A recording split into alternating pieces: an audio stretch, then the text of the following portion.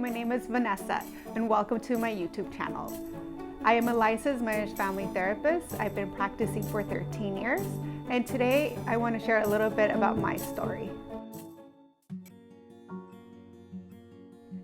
So after my second miscarriage, my unresolved issues from my trauma resurfaced along with my depression. So this is how, I'm going to give you a little bit of how my depression looked like. I was sad every day. I was crying. I would mostly cry in the shower or when I was in the car running errands by myself. I was irritable. I was angry.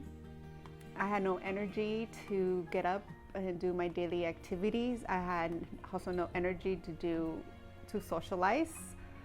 I did not want to go out. I just wanted to stay home. And I even had some suicidal thoughts. And at that moment, I laugh at the suicidal thoughts because I just remember the days I got triggered. That it was a Sunday morning. I got triggered. I was in the car and I just wanted to jump out the car. And having that thought, it didn't scare me because I knew it wasn't like the thought of like I would want to, die. It was more of a thought of I just wanted to escape. I just want to go somewhere, be by myself, and not deal with any of my daily routines. I just wanted to just be by myself. And also I remember I don't want to tell my therapist this. As being a therapist, I knew the process of, being assessed. She might think like I am really suicidal.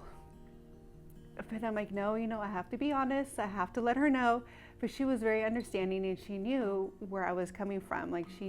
And I did tell her, I'm like, I had this thought, but I'm not suicidal.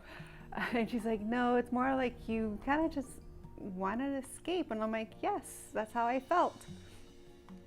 And I bring this up because I just feel that when people hear about suicide, fear comes into their mind. It's like, oh my God, I don't know what to do. They don't know what to say. They don't know how to help.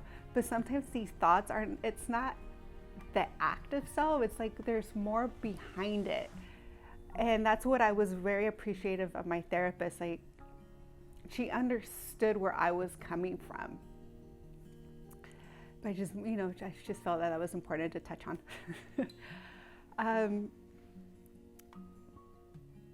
But then one thing looking back was, I was in a very dark place. And at the same time, I needed to be the light for my son. So all my energy wasn't going for me. All my energy was, you know what? I need to be present for I need to be present for Noah. I don't want him to feel or see me depressed. Because I just, knowing the children pick up the vibes. Children realize what's going on in the home. Even though they're small, they know what's up. So most of my energy was spent more of just being there with him, and I kind of just pushed everything aside. And that's when, when I said, cry in the shower, cry in the car when I was alone, because I think I felt like I can be me right now and no one's watching me. But he was my motivation to heal back as fast as I could. And by doing that, like I mentioned, I was in therapy. I did go back to therapy, but this time, I worked hard and I faced my fears. I faced my issues because I wanted to be heal and be just there for my son 100%.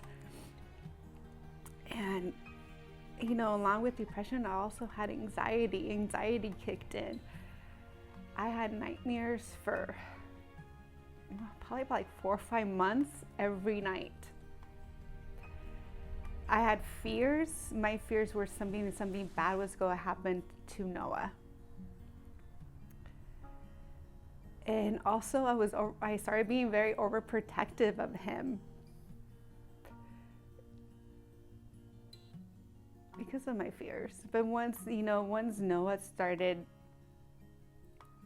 school, I had more time for myself, and had more time to be